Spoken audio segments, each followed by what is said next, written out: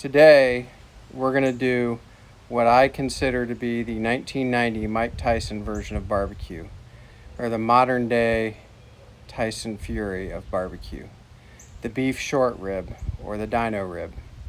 So let's get started. Okay, so we're going to go ahead and get this trimmed up.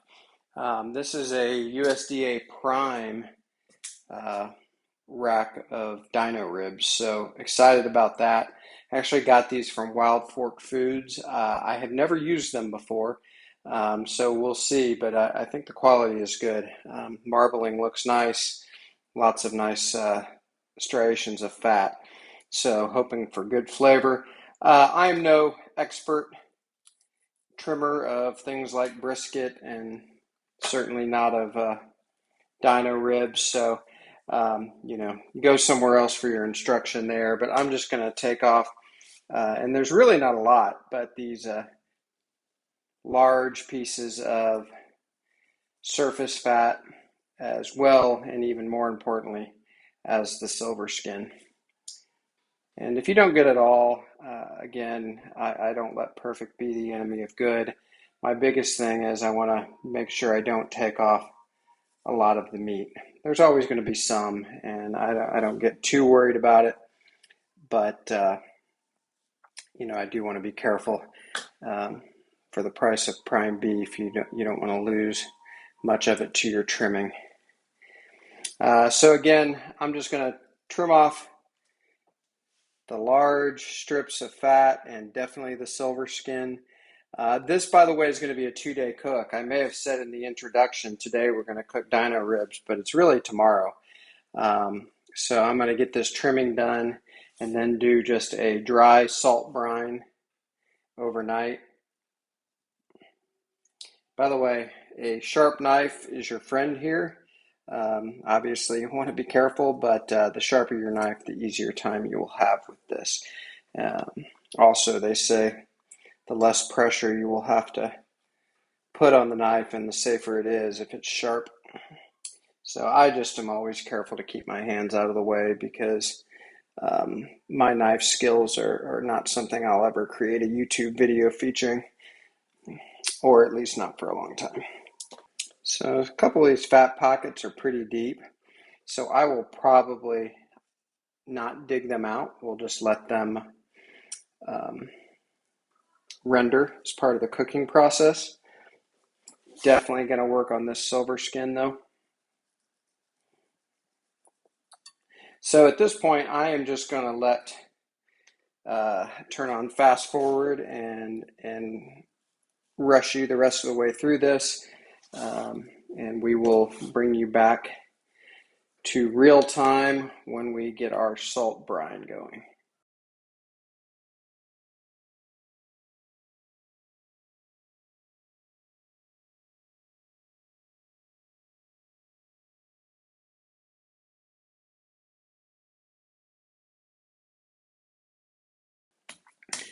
All right, we're going to call that good. So now we're just going to use salt in our dry brine. We will season this before cooking, but not with salt. So our salt's going to go on now. We're going to let this just get the meat sweats really overnight. It'll end up being between now and when I put it on the smoker, probably about 18 hours, something like that. And we just want to be sure. You want to get a decent amount. I mean, this is a huge chunk of beef. I can't remember the weight, but it was something like 6 pounds, maybe. Of course, I trimmed maybe a pound off, probably not quite that much. So it can take some seasoning, but you definitely don't want to overdo it either. If you've never dealt with beef ribs, or especially dino ribs, there's a membrane on the back, and oftentimes with pork ribs, we will remove that, but we are not going to remove that here. First of all, you don't eat these necessarily like you do pork ribs, and you won't be biting through the entire thing. It will be natural to eat it without dealing with the membrane, and also your meat might fall off your ribs if you remove that membrane. And that membrane is so thick, it helps protect the meat, and you will also not need to season it because it is that thick. So I know part of this is off the camera, but I can just tell by the angle of the camera. But I am just being sure that I season.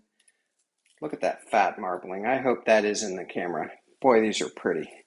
But I'm just being sure I season the sides as well.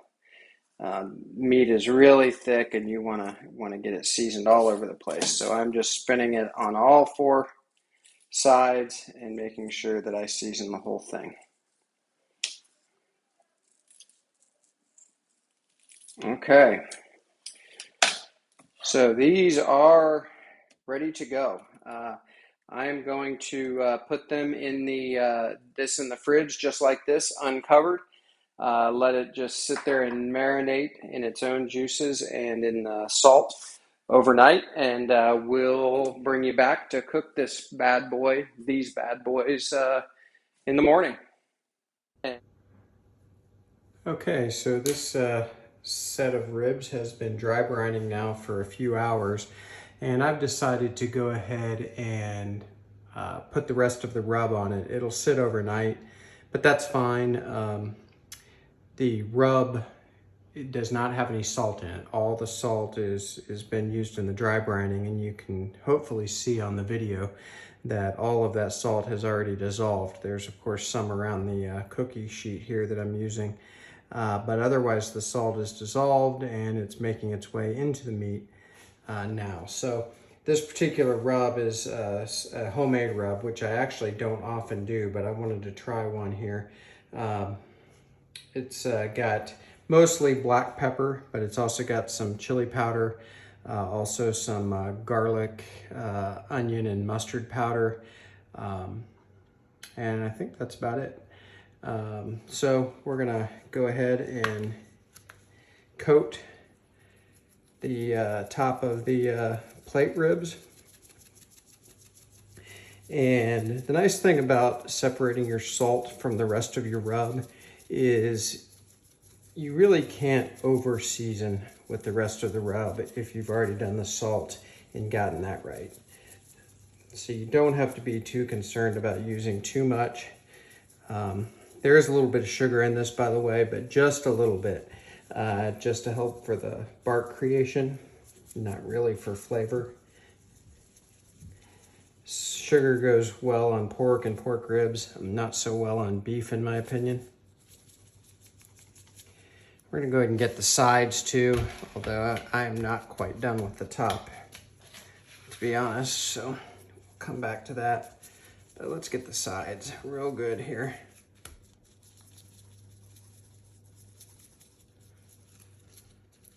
Got a little spot there that I may cut off tomorrow before we put it on the smoker. I'm not gonna worry about it now, but that little dangly spot there will likely just burn. It will not cook that well.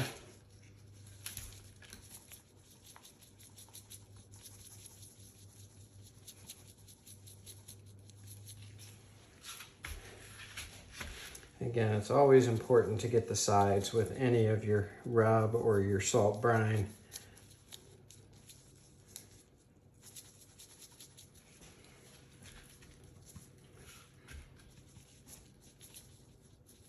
Lots of thick meat here that you definitely want to be sure you get. Sorry if my hand is covering up a lot of this, but I hope you can see how nice those bones and how thick that meat is. The color of this meat, even before it hits the smoker, to me looks great. So I'm really looking forward to this.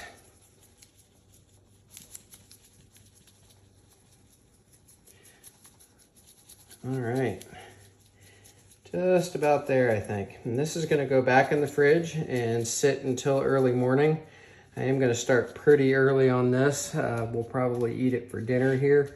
And it can certainly take a long rest period, so I don't wanna have to rush it at the end, which is a mistake I've made plenty of times in the past, and every new person to barbecue, I'm sure has. So we'll start early in the morning. So we'll let this continue its process in the refrigerator, and we will bring you back tomorrow when we're getting the smoker fired up.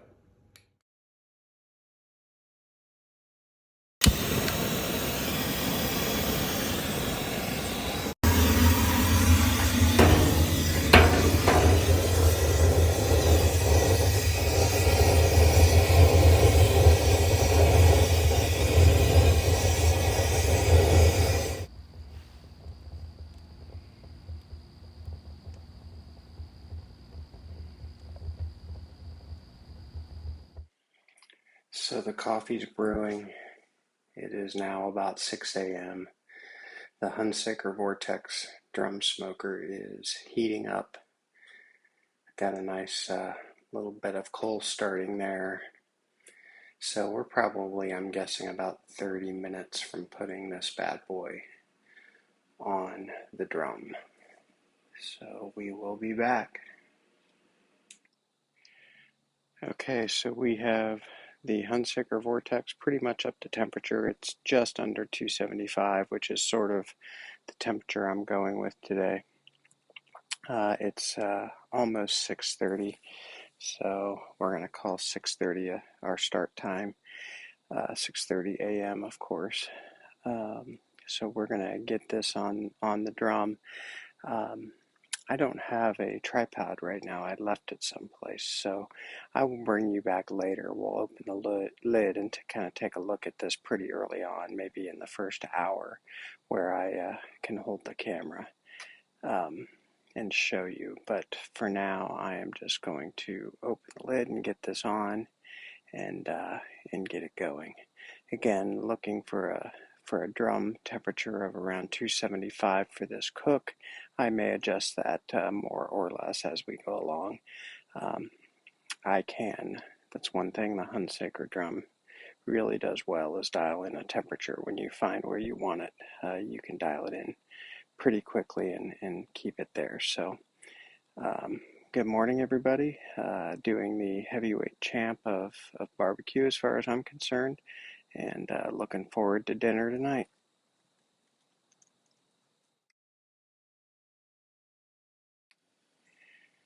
Okay, good morning. We are exactly 2 hours in from throwing this rack of dino ribs on the Hunsaker Vortex Smoker.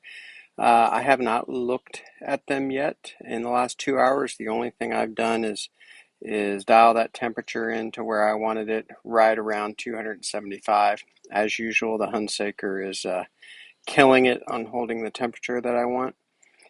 So that's a good thing. So let's take a look.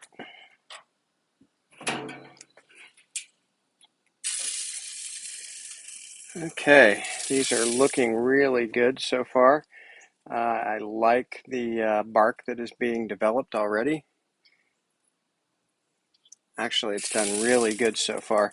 Getting some bone pull back there already, which these will look so different when they're done than when they were put on as far as the meat relative to the bones. So really pleased right now. The one thing I am going to do is use my modification I made to the Hunsaker drum and run a temperature probe in, and I'm going to grab my SmokeWorks or ThermoWorks smoke temperature computer and get a probe into the ribs just so I have an idea. Honestly, with ribs, even beef ribs, I'm not that huge on temperature, the temperature of them, but with beef ribs, you do have a lot of meat there, and it would be nice to know how far we're coming along. This will hit a stall at some point, maybe not quite as bad as a brisket, but it still will hit a stall, so that'll help me know when that is. And I may or may not wrap these today. I probably will, but I'm going to wait longer than one typically would. I may even wait till we hit 180 degrees internal. I just want to make sure we get a really nice bark on them. So looking good so far, and I'll bring you back in the next hour or two.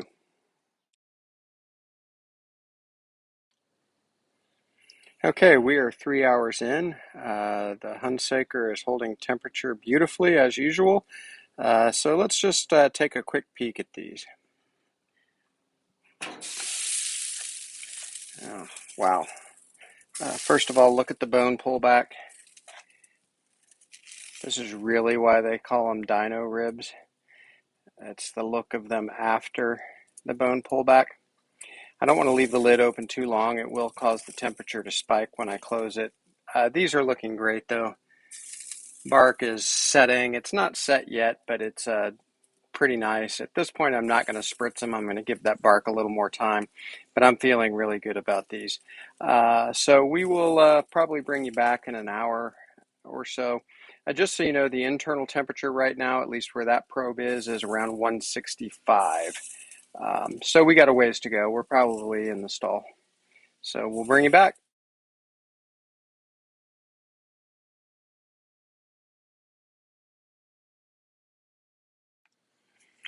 Okay, so we have been on exactly 5 hours this second. I'm going to do at least two, maybe three things. We're going to beyond taking a look at the dino ribs. We're definitely going to do that. I'm also going to check to see if we need to start spraying. Um, we'll just have to see how the bark is. I'm also going to put a small pan of beef tallow, Wagyu beef tallow, that I'm going to use as part of the wrap. I don't know if I'm going to wrap during the cook or if I'm just going to wrap after for resting. We'll just have to see. Right now, internally, we're showing 185 degrees. So if I am going to wrap, it's going to be in the next 5 or 10 degrees, I would think. The other thing I'm going to do is use my Thermopen handheld probe and just double check the temperature and make sure that it's sort of matching what the ThermoWorks signals in the background there is showing. Just want to make sure. I want to be on point with the temperature. So let's take a quick look.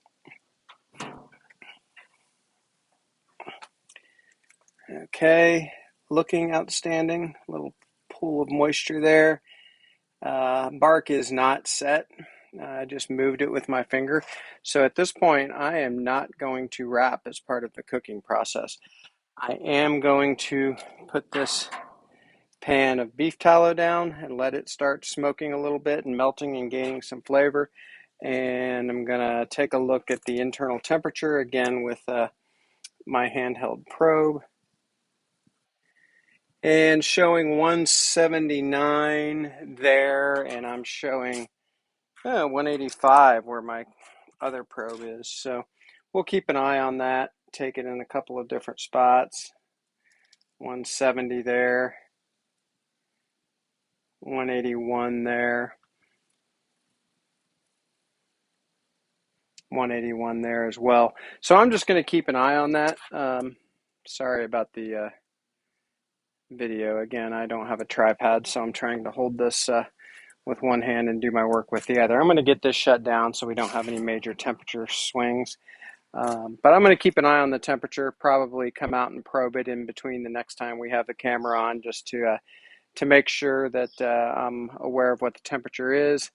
They are feeling pretty tender already, so I think in the next 20 degrees or so until they're done, 25 degrees, that these are going to end up being spectacular. So we will bring you back later.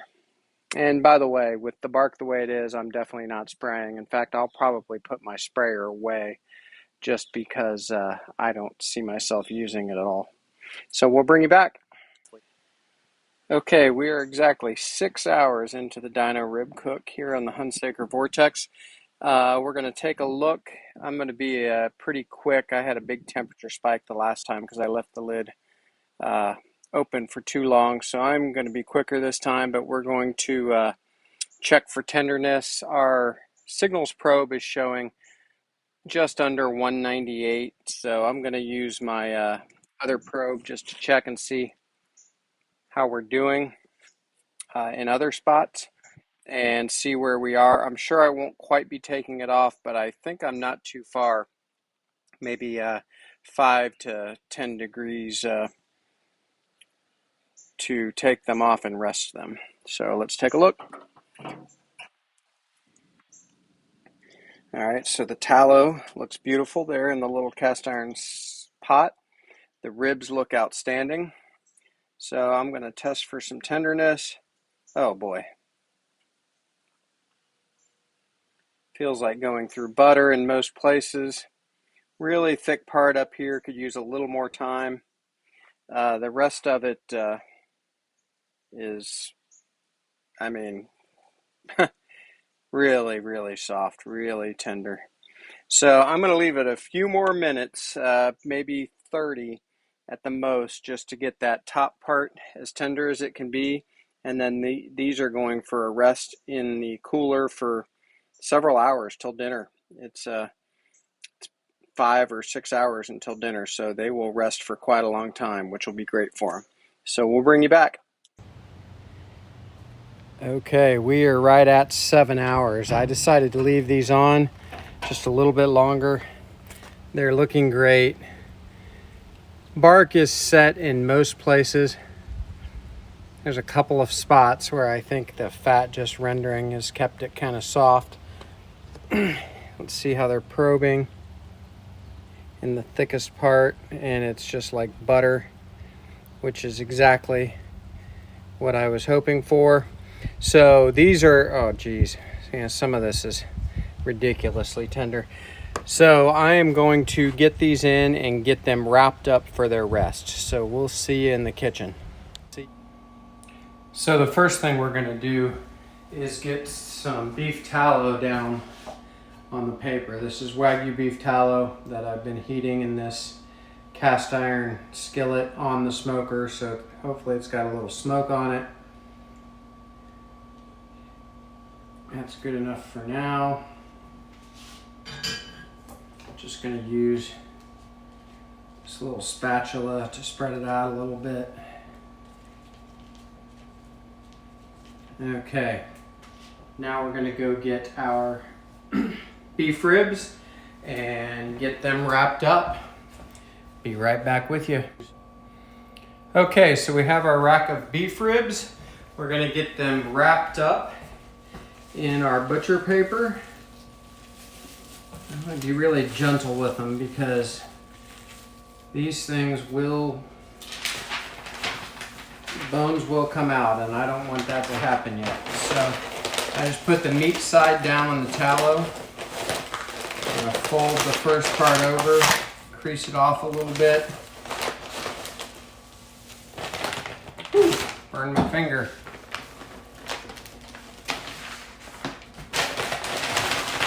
Fold that paper over. And I hope this is getting on the camera all right. Honestly, I don't even know. But we are pushing ahead.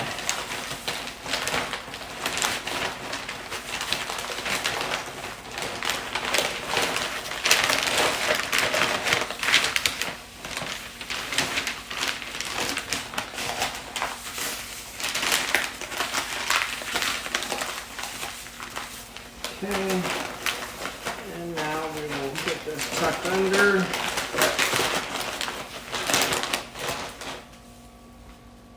Awesome.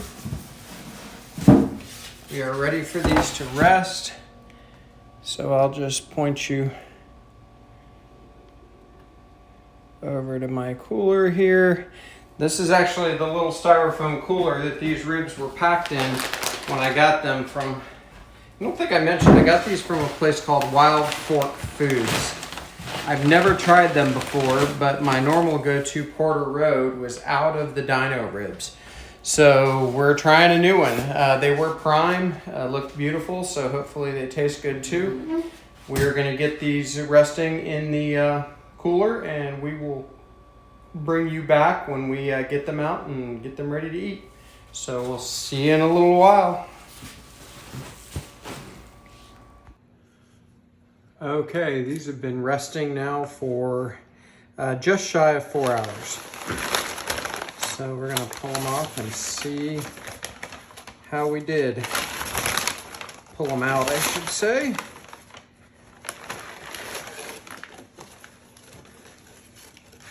Bark looks great.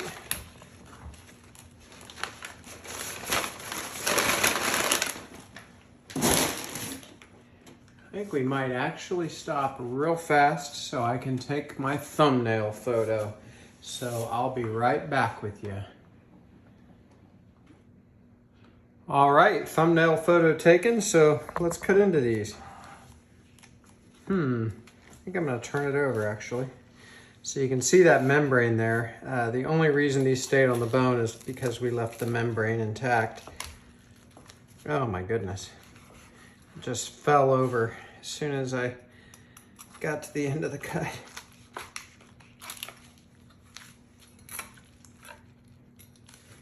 These bones got a little whopper jawed, but there we go.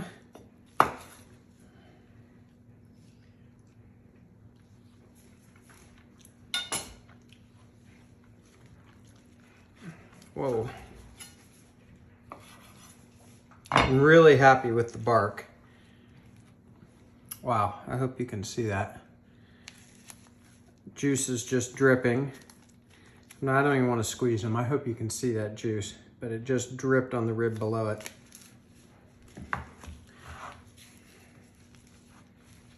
Meat barely hanging on there. Boy, these are going to be good. Cannot stress how happy I am with this bark. I'm glad I didn't wrap them until the rest. I'm going to take just a little, this bone off anyway. Get it out of my way. Maybe use this one to cut into.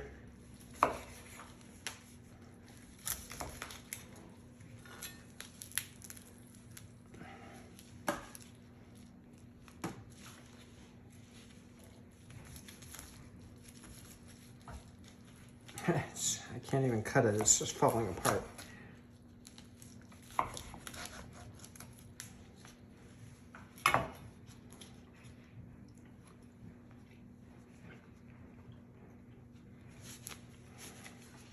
I just tasted it. I was supposed to do that for you. Well, we'll taste another bite. It's a difficult job, but somebody's got to do it. So I'll be back with you and we will taste this and put this dino rib video to bed. Okay, so we're gonna try this. I've just got a little chunk here. It really, part of it would remind you of a really good set of burn ends. So it is sort of like brisket on a stick. So let's try.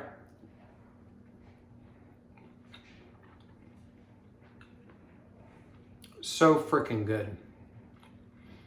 I would take that over any barbecue any day. That is good.